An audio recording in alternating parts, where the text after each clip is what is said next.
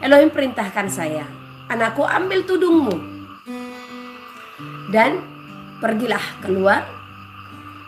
Kemudian ambillah tanah, angkatlah tanah itu ke atas. Dan berdoalah, katakanlah, Mana sorgawi. manusia dari tanah akan kembali menjadi tanah, ya. Baru jatuhkan tanah itu ke bawah, lalu ambillah debu tanah dan taruhkan di dahi. Nah, saya katakan, biasanya debu tanah itu lambang dari perkabungan, ya. Dan Elohim katakan kalau akan terjadi perkabungan. Nah, saya tidak mau. Karena dikatakan perkabungan, saya tidak mau melakukannya, ya. Nah, sampai beberapa waktu, ya mungkin ada sekitar beberapa minggu atau 1 bulanan, ya, saya tidak mau melakukannya. Karena saya belum siap menghadapi perkabungan. Karena perkabungan yang dimaksud saya belum mengerti, ya. Apakah itu perkabungan antara saudara saya atau keluarga saya atau bagaimana, ya, atau orang-orang yang dekat dengan saya tidak tahu. Intinya saat itu saya belum siap untuk menghadapi perkabungan. Nah, namun setelah beberapa waktu lamanya, saya pun kembali berdoa. Saat kami berdoa, di situ kuasa ilahi benar-benar meliputi. Sehingga tubuh ini benar-benar dikuasai oleh ilahi. Saya digerakkan untuk berdiri dan mengambil tudung dan menaruhkan itu di atas kepala, dan saya keluar. Ini murni gerakannya memang Roh Kudus itu sendiri. Sebagaimana saya pernah bersaksi kepada saudara waktu pertama kali mengalami jamahan Roh Kudus, itu tangan saya menari-nari, saya tidak mengerti, ya. Dan suara saya pun dikuasai. Ada keluar senandung dari mulut ini yang saya keluar sendiri seperti itu, ya. Nah, dan saat itu pun terjadi. Akhirnya hal itu dilakukan dan debu tanah itu ditaruhkan di atas kepala. Saya pun menangis, ya. Kenapa saya menangis? Secara manusia saya katakan, Tuhan, jangan terjadi. Elohim, janganlah terjadi hal itu. Tetapi itu memang harus terjadi, ya. Karena segala sesuatunya, kalau itu sudah nubuat, harus tergenapi, ya. Nah, karena nubuatan-nubuatan yang terjadi saat ini sesungguhnya sudah dinubuatkan oleh para nabi terdahulu. Kalaupun ada para hambanya yang dipakai untuk menyatakan kembali nubuatan itu hanya seperti membangunkan kembali. Jadi bukan nubuat yang baru sebenarnya, ya. Nubuatan itu telah lama disampaikan oleh para nabi. Hanya di zaman ini nubuatan itu kembali dinyatakan untuk membangkitkan jiwa-jiwa, ya, yang lemah imannya, ya, untuk membangkitkan iman orang percaya, ya, membangunkan iman yang tertidur, ya. Nah, jadi nubuatan terdahulu itu kembali lagi diperdengarkan. Jadi hanya secara spesifiknya, ya. Secara spesifiknya, kadang arealnya, ya, bentuknya seperti apa, ya. Nah, di saat hal itu sudah dilakukan, itu sekitaran bulan Maret, ya. Nah, bulan Mei 2019 saya pergi ke Sulawesi Manado. Nah, saat kita ada acara di Manado, sebelum ke acara itu saya berdoa. Di saat berdoa, Elohim memperlihatkan ada 4 malaikat membawa buluh, ya. Jadi mereka menghubungkan timur ke barat, selatan ke utara, ya. Jadi dihubungkan ke 4 sudut ini, ke 4 buluh itu dihubungkan. Nah, jadi mereka berseru, ya, gabungkan. Nah, jadi habis itu, setelah itu bersatu, ya, bulu ini setelah bersatu dari ke-4 penjuru, ya, mereka lagi berseru-seru. Perkabungan besar-besaran akan terjadi di seluruh penjuru bumi, ya. di saat hal itu disampaikan, biasanya itu 2-3 kali ya. Saya pun selesai berdoa, saya tanya, Bapak, apa ini? Apakah perkabungan ini terjadi di seluruh penjuru bumi? Ya. Apakah perkabungan yang kau nyatakan akan terjadi? Dan Elohim katakan, berjaga-jagalah. Dan ternyata 2019 bulan Desember hal ini mulai terjadi, ya. Dan saya ingat terakhir Elohim mengutus saya untuk keluar itu bulan November. Tidak ada pengutusan lagi. Biasanya kalau ada pengutusan kembali, di saat saya masih di tempat itu atau setelah pulang, akan ada pengutusan yang baru. Hanya tinggal menunggu waktunya kapan itu akan terlaksana, ya.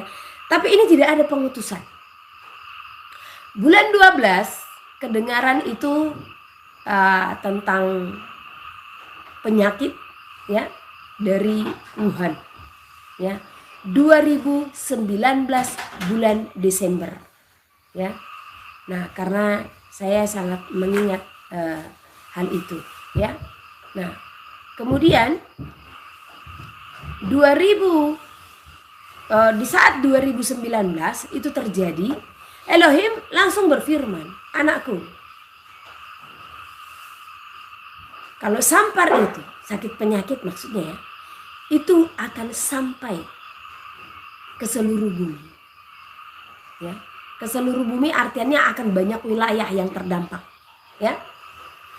Nah, kemudian Elohim lagi berfirman, kalau ini akan besar di bangsamu, katanya. Wah, saya heran.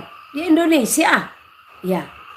Nah, seiring berjalannya waktu, ya, bulan Januari belum sampai di Indonesia. Saya masih ingat itu, ya, Januari atau Februari, ya. Nah, tetapi Elohim, saya mendengar, ya, beberapa yang katanya hamba Elohim, mereka berseru, ya, kami patahkan, saat itu udah ada namanya apa enggak ya COVID-19 ya? Ya COVID-19 sudah ada namanya itu di Januari, saya kurang ingat. Tapi saya mendengar mereka mengatakan kami tolak, kami patahkan, katanya. Nah, waktu mereka berdoa seperti itu, saya tanya Elohim, Bapak, apakah ini sesuatu yang bisa dipatahkan? Ya. Nah, jadi kalau dipatahkan itu ibarat ada orang kesurupan, ya. Ada orang kesurupan, kita doakan maka roh jahatnya itu akan pergi. Karena apa? Murid akan diperlengkapi dengan kuasa. Ya. Namun kita harus mengenal keadaan. Apakah itu sesuatu yang diizinkan terjadi atau tidak? Ya. Nah, dan Elohim berfirman kepada saya, kalau ini akan berjalan sebab ini adalah ujian, ini adalah pemurnian. Berarti bukan sesuatu yang harus ditengking. Nah, makanya kita harus mengenal segala sesuatu, tidak semuanya itu harus ditengking-tengking, ya. Karena apa? Elohim pun melihat itu semua dan dia mengizinkan sebagaimana Elohim mengizinkan ujian yang dihadapi oleh hambanya Ayub, ya. Jadi kita harus berhikmat dan mengenal apa-apa saja yang patut kita tengking dan apa-apa yang patut kita menyatakan doa permohonan. Jadi saat itu sebenarnya di masa COVID-19 terjadi, yang harus kita lakukan adalah berdoa untuk memohon kepada Elohim, ya, supaya kita dijauhkan daripada pedang, ya, daripada bencana-bencana, ya. Nah, jadi karena itu pentingnya pengenalan kita, ya. Pentingnya pengenalan kita akan situasi-situasi yang menjadi topik doa kita, ya. Nah, kemudian saya bertanya, apakah memang besar ini di Indonesia? Besar. Saya mendengar lagi, ya, bahkan Menkes saat itu katakan, oh Indonesia tidak akan terkena dampaknya, ya. Nah, ada lagi, ya, hamba yang katanya hamba Elohim mengatakan, oh ini sudah kami doakan, kami sudah pergi entah kemana, katanya kutub utara atau kemana ya. Nah jadi Indonesia tidak akan kena karena kita sudah kalahkan, sudah entah apalah mereka katakan, katanya mereka pergi ke tempat di mana virus ini diciptakan, dan mereka bahkan menjamin saat itu ya, memang tadinya ada sekian persen tetapi itu nanti akan kena ke Indonesia hanya 0,0 sekian persen. Waktu saya mendengar itu ya, Elohim berfirman, aku tidak berfirman kepada mereka. Pernah nggak saudara mendengar yang seperti itu ya? Nah jadi saat itu Elohim katakan aku tidak berfirman kepada mereka. Jadi aslinya apa ya? Ternyata benar yang Elohim katakan ya, kalau ya, nah ini akan besar di negaramu, di bangsamu ya. Nah ini akan besar di negara atau di bangsamu. Jadi apa yang mereka sampaikan itu, ini saya mau mengajari saudara ya. Nah saya mau mengajari saudara supaya mendengar suara Elohim itu benar-benar ya. Hati-hati, karena di zaman para nabi saya pernah bacakan ya, di apa namanya, di Yesaya kalau nggak salah, atau Yeremia ya.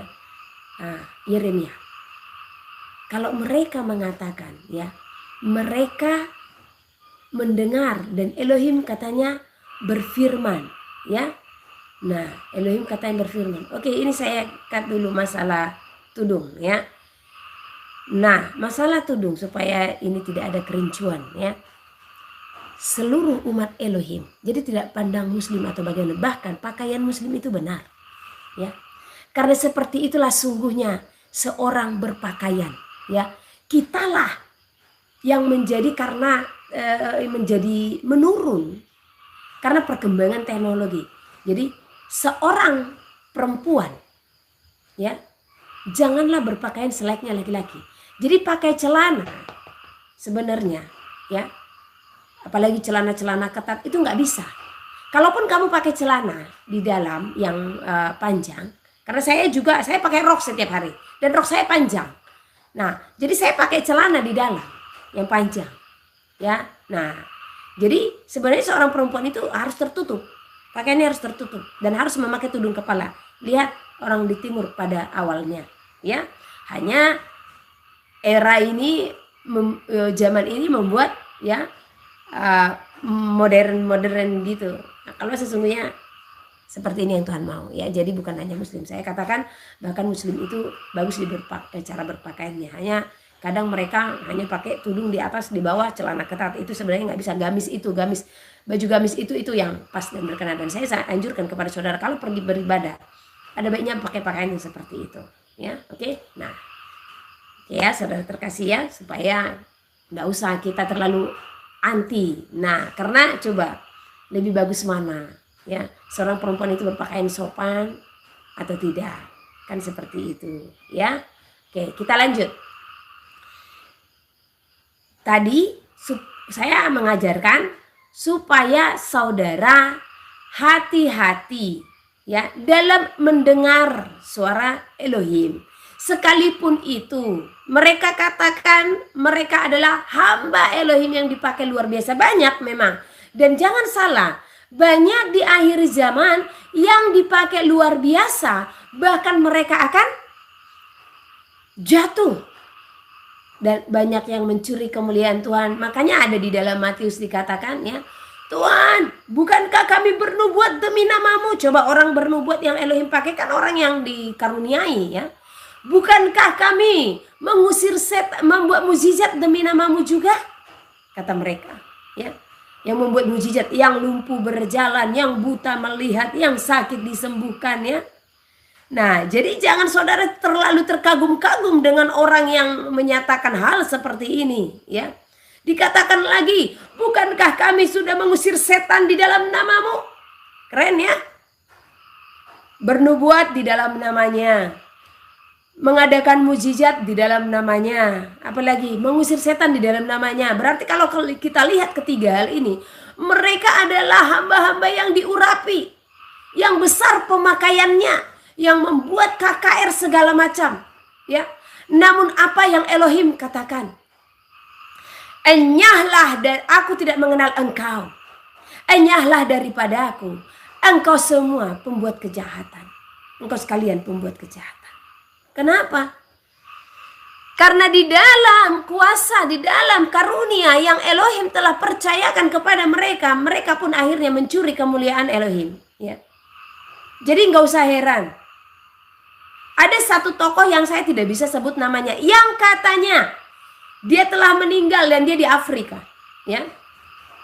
Bagaimana dulu dunia mengeluh-elukan namanya ini. Ya. Bagaimana seluruh dunia benar-benar kagum akan pekerjaan yang dia lakukan. Namanya itu sampai termasyhur, ya. Karena apa? Yang buta melihat, yang lumpuh di jalan berjalan, ya. Yang sudah penyakit kanker, yang sudah kansernya luar biasa sembuh. Tetapi tahu kan berita yang sedang beredar, ya, dan itu nyata, bahkan anaknya sendiri yang mempunyai kesaksian bagaimana bobroknya sesungguhnya ayahnya itu, ya. Bagaimana dia melakukan dosa terhadap orang-orang yang tinggal di gerejanya. Bagaimana dia telah melakukan pembunuhan, ya. Walau itu kelihatan tidak disengaja, ya. Nah, coba kalau kita melihat yang katanya hamba-hamba besar di Indonesia ini tidak seberapa dibandingkan beliau. Ya, mungkin saudara sudah tahu. Salah satu tokoh dari Afrika yang sangat besar yang katanya dia sudah meninggal. Tidak tahu, tidak ada yang tahu karena mayatnya tidak dimunculkan itu, ya. Dan dia meninggal di masa Covid kemarin. Dan lihat bagaimana kesaksian dari putrinya sendiri, ya. Bagaimana kesaksian-kesaksian daripada jemaat-jemaat yang dia lecehkan, ya. Jadi tidak satu ukuran di saat saudara melihat, ya, besar mujizat yang dikerjakan, itu bukan satu ukuran. Dan inilah yang Elohim perlihatkan kepada saya setelah saya memberi diri hidup di dalam Elohim, ya. Saya melihat bagaimana kejahatan-kejahatan itu diam di dalam gereja, ya. Diam di dalam yang katanya hamba-hamba Elohim. Banyak sekali. Banyak sekali, ya. Bahkan di saat kita mengadakan doa pelepasan, tidak satu dua yang masih menjabat sebagai gembala melakukan dosa yang sama. Sampai saya katakan bagaimana kalian hidup di dalamnya, ya. Dan ini Elohim perlihatkan semua. Ini yang tidak dilihat mata jemaat-jemaat. Disinilah para jemaat dikatakan jangan mengandalkan manusia supaya apa engkau tidak kecewa. Dan terkutuklah orang yang mengandalkan manusia, andalkan Elohim. Karena pimpinan yang ada di hadapanmu juga manusia yang bisa juga jatuh. Ya, jangan terlalu kagum kepada mereka. Tetapi kagumlah hanya kepada Elohim, karena di saat engkau kagum kepadanya, maka itu akan menjadi kebanggaan pada dirinya sendiri, yang akhirnya di sanalah kejatuhannya, mencuri kemuliaan Elohim. Ya. Ini banyak saudara terjadi di seluruh penjuru bumi, sangat banyak. Jadi jangan buta. Jangan di saat engkau melihat ada kuasa yang terjadi di saat dia berdoa, maka dia sudah berkenan di hadapan Tuhan, di hadapan Elohim. No. Itu bukan satu ukuran. Bahkan ingatlah ayat Matius 7 tadi. Ya. Matius 7 ayat 21, ya. Yang Elohim katakan, aku tidak mengenalmu, enyahlah daripada aku, engkau sekalian pembuat kejahatan. Coba. Alangkah berdukanya sesungguhnya Elohim menyatakan itu. Ya. Alangkah berdukanya Elohim menyampaikan itu. Ya, Matius 7 ayat 22. Pada hari terakhir banyak orang akan berseru kepadaku, Elohim, Elohim, bukankah kami berbuat demi namamu dan mengusir setan demi namamu dan mengadakan banyak mujizat demi namamu juga? Pada waktu itulah aku akan berterus terang kepada mereka dan berkata, aku tidak pernah mengenal kamu. Enyahlah daripadaku kamu sekalian pembuat kejahatan. Ya, jelas. Jadi jangan pernah terkagum-kagum melihat seorang hamba yang kepadanya diberi kuasa untuk menyembuhkan yang sakit, mencelikan mata yang buta. Ya, jangan. Karena banyak di antara mereka pada akhirnya Tuhan Elohim katakan, aku tidak mengenalmu, enyahlah daripadaku. Karena pada akhirnya banyak mereka yang mencuri kemuliaan Elohim. Ya. Jadi di masa COVID itu juga, di saat saya berdoa, Bapak, apakah benar yang mereka katakan, katanya sudah diperangi, katanya sampai ke Indonesia hanya 0,0 sekian persen? Elohim berfirman, aku tidak berfirman kepada mereka. Ya, sama dengan yang tertulis di dalam Yeremia yang katanya, ya, Elohim berfirman kepada kami, engkau akan dilepaskan dari perang, engkau akan dilepaskan daripada pedang dan kelaparan. Tapi apa Elohim katakan? Dan bahkan dia dan keturunannya, anak cucunya akan terkena pedang, akan tertimpa perang, kata Elohim. Karena mereka hanya menyatakan rekaan hati mereka saja. Nah, kalau kita lihat pesan dari para nabi itu, ya, itu seolah-olah mereka pesan itu baik, ya, dan orang yang mendengar pun mereka itu di zona nyaman. Mereka itu pun tenang karena banyak sekali orang yang mau mendengarkan suara Tuhan hanya untuk apa? Hanya untuk hal-hal yang baik saja. Ya. Makanya kalau melalui channel ini banyak orang yang menakut-nakuti segala macam. Ya. Karena apa? Bagian saya di sana bukan menakut-nakuti. Hanya memang bagian saya diberikan Elohim apa? Untuk menyatakan nubuat-nubuat akan hal-hal yang akan terjadi di akhir zaman. Jadi enggak khotbah kemakmuran. Itu bukan bagian saya karena di akhir zaman juga bukan khotbah kemakmuran yang Elohim mau saudara dengar, ya. Tapi bagaimana saudara bersiap-siap, ya, bersiap-siap untuk menjalani hari-hari yang akan datang, ya. Itu yang Elohim mau daripada saudara. Nah, jadi saat itu yang di Yeremia Elohim berfirman, ya, aku tidak berfirman kepada mereka. Mereka menyatakan rekaan hati mereka saja. Nah, begitu juga waktu saya bertanya, apakah memang COVID-19 ini tidak akan sampai di Indonesia? Karena mereka katakan sudah diperangi, sudah dipatahkan, ya. Dan Elohim pun berfirman, aku tidak berfirman kepada mereka. Mereka hanya menyatakan rekaan hati mereka saja, dan benar, ya. Itu salah satu yang bahkan besar juga dipandang di Indonesia, ya. Nah, apa yang terjadi? Besar enggak itu terjadi di Indonesia? Besar. Jadi siapa yang berfirman kepada mereka? Siapa yang berfirman kepada saya? Bukan saya membanggakan diri, tetapi saya mau mengajarkan saudara untuk peka, untuk tidak selalu merasa di zona nyaman. Karena kebanyakan orang hanya mau mendengarkan hal-hal yang baik karena apa? Sesungguhnya karena kekhawatiran. Seburuk apapun nubuatan itu yang diperhadapkan, yang Elohim mau supaya kita membangun hubungan kita seburuk apapun itu. Ingat, apakah tidak buruk nubuatan? Ya, apakah tidak kacau nubuatan yang diberikan kepada Niniwe melalui Yunus? Tetapi mari kita belajar dari sana. Apa yang Elohim mau supaya mereka bertekuk lutut, supaya mereka mau merendahkan hati, supaya mereka mau membujuk Elohim, dan mereka pun melakukannya. Mereka membangun hubungan itu terjadi enggak? Itu atas Niniwe tidak terjadi.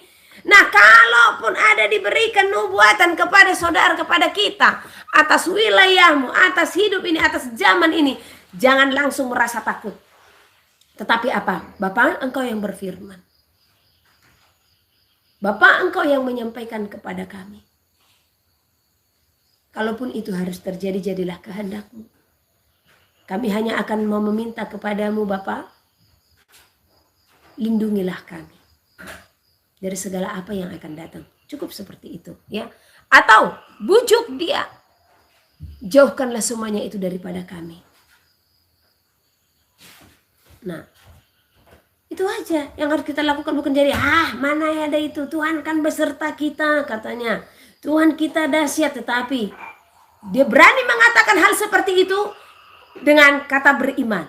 Iman tanpa perbuatan hakikatnya kosong. Bagaimana imanmu berkuasa jikalau perbuatanmu nol di hadapan Elohim? Ya.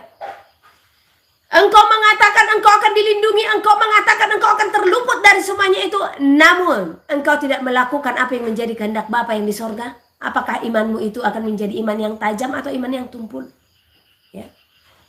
Jadi di saat kita berkata-kata, ya, harus dibarengi perbuatan. Di saat kita beriman, kita akan bersekutu kepada Elohim. Ya. Kita akan bersekutu kepada Elohim.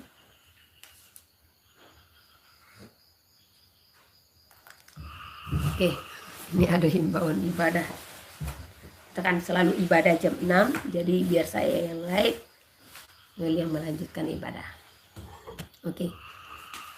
Jadi di saat kita menyatakan iman kita, ya, di saat kita menyatakan iman kita, disitulah kita harus bersekutu, ya, kepada Elohim. Jangan kita menyatakan itu tanpa saudara sadari, jauh di lubuk hati ada kekhawatiran, ya, ada kekhawatiran di dalam diri saudara, ya. Oke, kita akan lanjut ke intinya. Tadi kan saya sampaikan, ya, akhirnya itu terjadi dan itu bahkan besar di Indonesia, ya, sangat besar. Ya. Jadi di sini kita bisa menyimak. Siapa sebenarnya Elohim yang berfirman kepada orang-orang yang saya sebutkan tadi, yang menyatakan diri Elohim berfirman kepada kami katanya. Tapi terjadi karena saat itu Elohim berfirman kepada saya dan mengatakan, anakku, ini akan besar terjadi di negaramu. Tetapi berdoa dan berserulah kepadaku. Karena apa? Barang siapa berseru di dalam nama Elohim akan diselamatkan. Amin. Ya. Makanya taat dan setia akan firman Elohim. Iman dan perbuatan itu harus menyatu, harus dibarengi. Haleluya. Ya. Nah, dan ini kembali lagi Elohim berfirman. Saya sedikit bersaksi. Kemarin sekitar jam 6:30 Immanuel berdoa. Nah, di saat jam makan malam, ya, kita kan makan malam semua berkumpul, ya. Kita di sini ramai. Kita berkumpul. Di saat jam makan malam, saya melihat dia berdoa. Saya buka pintu, saya melihat dia menangis. Saya bertanya, ada apa? Dia diam. Kami mau makan, apa kami duluan? Ya silahkan duluan. Tapi saya penasaran. Ada apa, Noel? Dia katakan, satu tuh hati Tuhan, hati Bapa itu. Ya sudah, yang namanya berdoa saya akan tinggalkan. Saya tinggalkan, kami makan, ya. Setelah selesai makan, saya kembali diliputi kuasa ilahi. Saya ditarik untuk berdoa. Saya tinggalkan mereka dan Immanuel pun sudah bergabung. Saya berdoa, ambil gitar, saya bernyanyi, saya menyembah, ya. Dan kembali Elohim memperlihatkan perkabungan, ya. Elohim memperlihatkan beberapa hal yang terjadi, ya, bahkan bencana-bencana, ya. Di sini saya sampaikan kepada saudara, banyak berdoa, berjaga-jaga. Matius pasal 4. Pencobaan di padang gurun. Maka Yesus dibawa oleh Roh ke padang gurun untuk dicobai iblis. Dan setelah berpuasa 40 hari dan 40 malam, akhirnya laparlah Yesus. Lalu datanglah si pencoba itu dan berkata kepadanya, "Jika engkau anak Allah, perintahkanlah supaya batu-batu ini menjadi roti." Tetapi Yesus menjawab, "Ada tertulis, manusia hidup bukan dari roti saja, tetapi dari setiap firman yang keluar dari mulut Allah. Kemudian iblis membawanya ke kota suci dan menempatkan dia di bubungan bait Allah, lalu berkata kepadanya, "Jika engkau anak Allah, jatuhkanlah dirimu ke bawah, sebab ada tertulis, mengenai engkau, ia akan memerintahkan malaikat-malaikatnya, dan mereka akan menatang engkau di atas tangannya, supaya kakimu jangan terantuk kepada batu." Yesus berkata kepadanya, "Ada pula tertulis, janganlah engkau mencobai Tuhan Allahmu."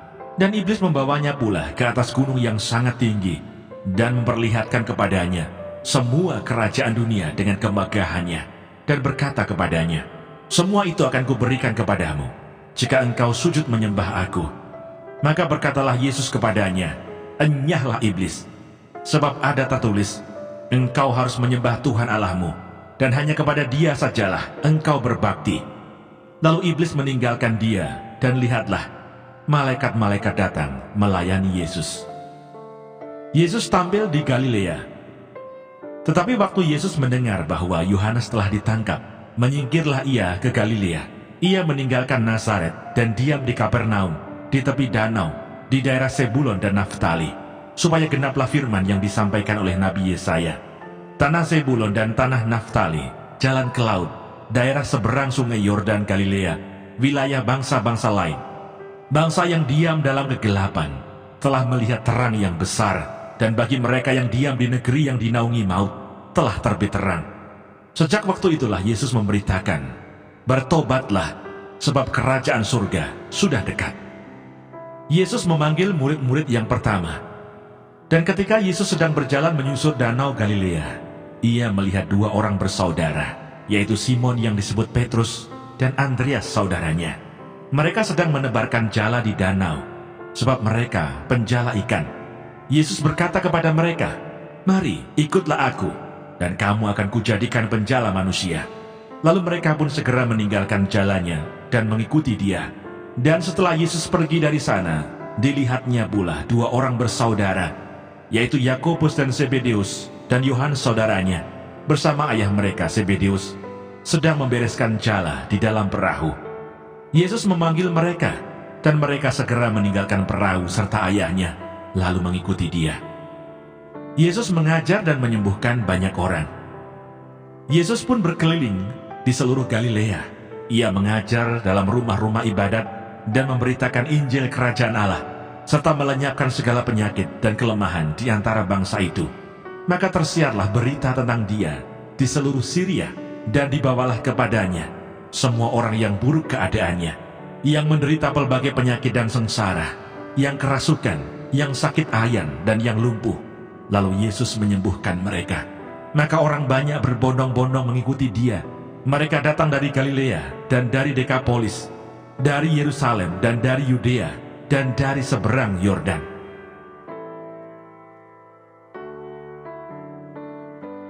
Matius pasal 5. Khotbah di bukit.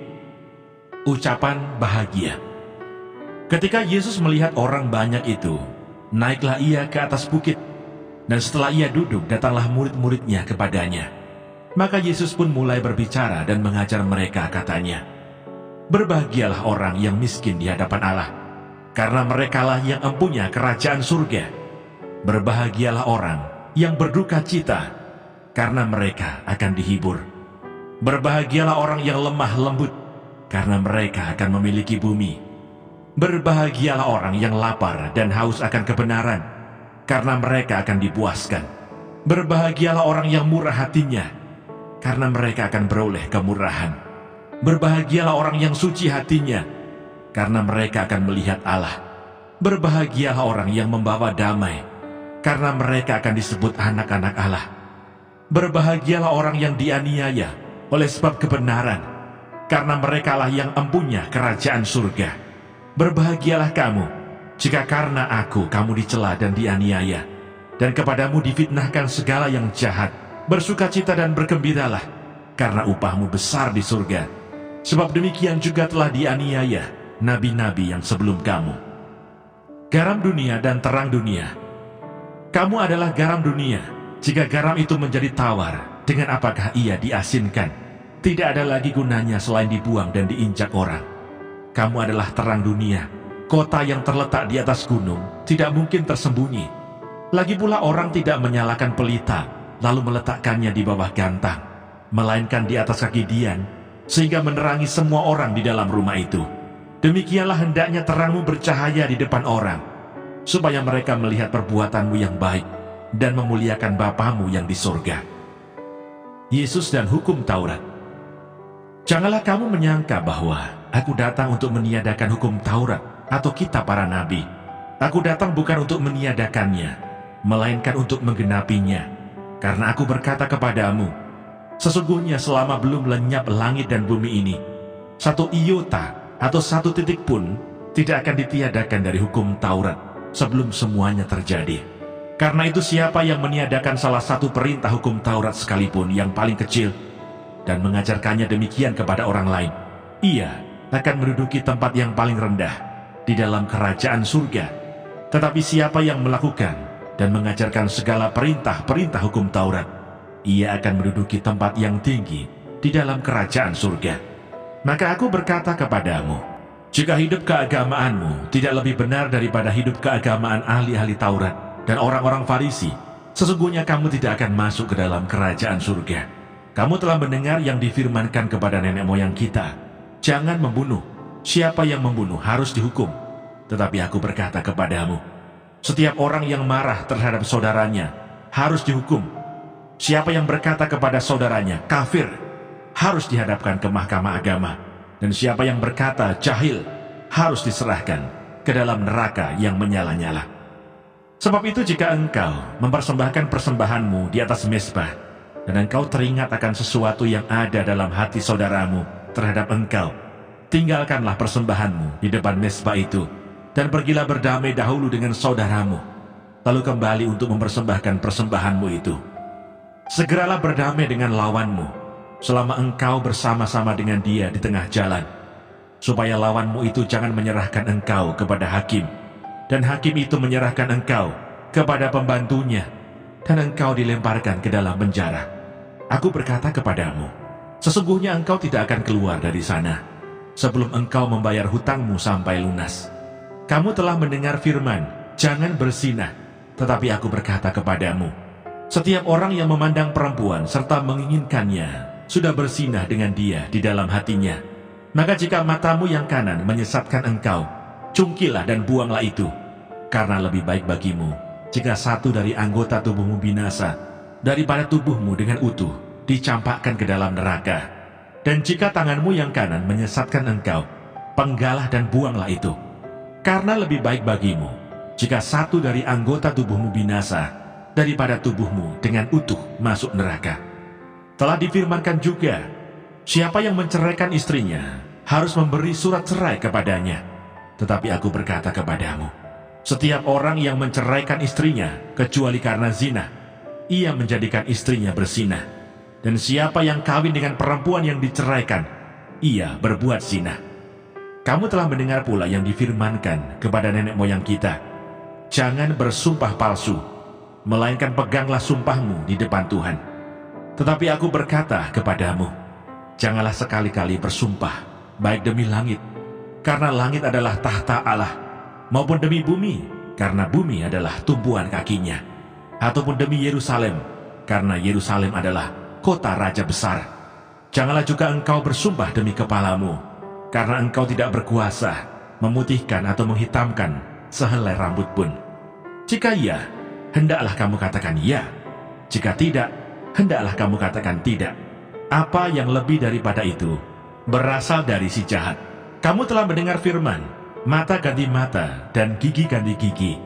Tetapi aku berkata kepadamu, janganlah kamu melawan orang yang berbuat jahat kepadamu, melainkan siapapun yang menampar pipi kananmu, berilah juga kepadanya pipi kirimu. Dan kepada orang yang hendak mengadukan engkau karena mengingini bajumu, serahkanlah juga jubahmu. Dan siapapun yang memaksa engkau berjalan sejauh 1 mil, berjalanlah bersama dia sejauh 2 mil. Berilah kepada orang yang meminta kepadamu, dan janganlah menolak orang yang mau meminjam daripadamu. Kamu telah mendengar firman, kasihilah sesamamu manusia dan bencilah musuhmu. Tetapi aku berkata kepadamu, kasihilah musuhmu dan berdoalah bagi mereka yang menganiaya kamu. Karena dengan demikian, kamu menjadi anak-anak Bapamu yang di sorga, yang menerbitkan matahari bagi orang yang jahat dan orang yang baik, dan menurunkan hujan bagi orang yang benar dan orang yang tidak benar. Apabila kamu mengasihi orang yang mengasihi kamu, apakah upahmu? Bukankah pemungut cukai juga berbuat demikian? Dan apabila kamu hanya memberi salam kepada saudara-saudaramu saja, apakah lebihnya daripada perbuatan orang lain? Bukankah orang yang tidak mengenal Allah pun berbuat demikian? Karena itu haruslah kamu sempurna, sama seperti Bapamu di surga adalah sempurna. Mana Sorgawi.